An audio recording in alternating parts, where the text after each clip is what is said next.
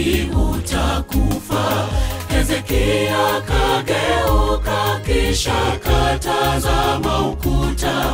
E Bwana, ukumbuke jinsi nimetembea mbele zako. Kwa kweli tena moyo mkunjufu nimejitahidi. Kwa wema angalia jinsi ninalia kwa uchungu. Baadaye Mungu katuma Isaya akisema, nimesikia wito wako na kuona machozi yako. 15 miaka nitakuongezea, kukuokoa toka utumwani na kulinda Yerusalemu, maana wote ni wangu.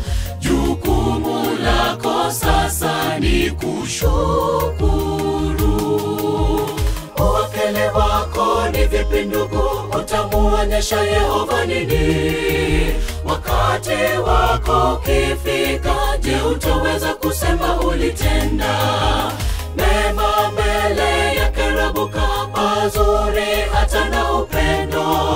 Utamuonyesha Mungu nini wakati wa mwisho wako ukifika?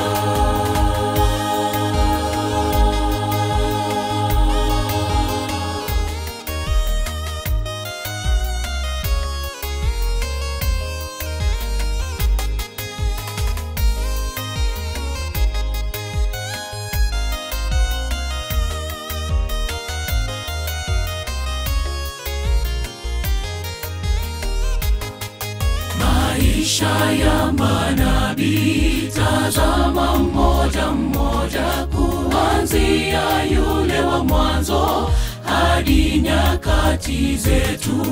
Ni matendo ya ukweli tena wema yanahitajika. Hatua hatua mbele twasonga kwenda mbinguni. Jinsi nyakati za leo twafaa kuwa kama wao, kwa kuwa sisi sote ni vyombo vyake Mwenyezi. Tazama Paulo, pia Petero, hata na Yohana waliweza kueneza neno hadi mautini. Hivyo watayari kumonyesha hivi na vile Kristo arudipo, kwa uhakika watapanaye. Tujikaze kwa maombi, neno tulitimize. Mwisho wa dahari tuwe karamuni.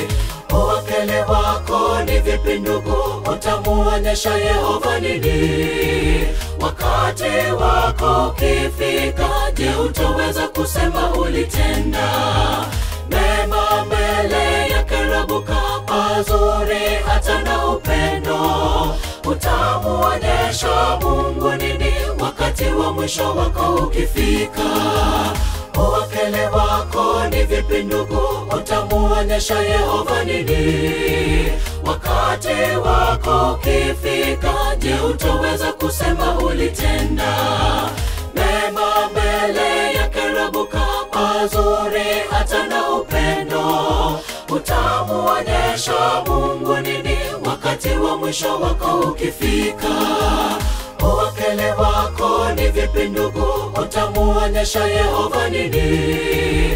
Wakati wako ukifika, je, utaweza kusema ulitenda mema mbele ya kerabuka, mazuri hata na upendo?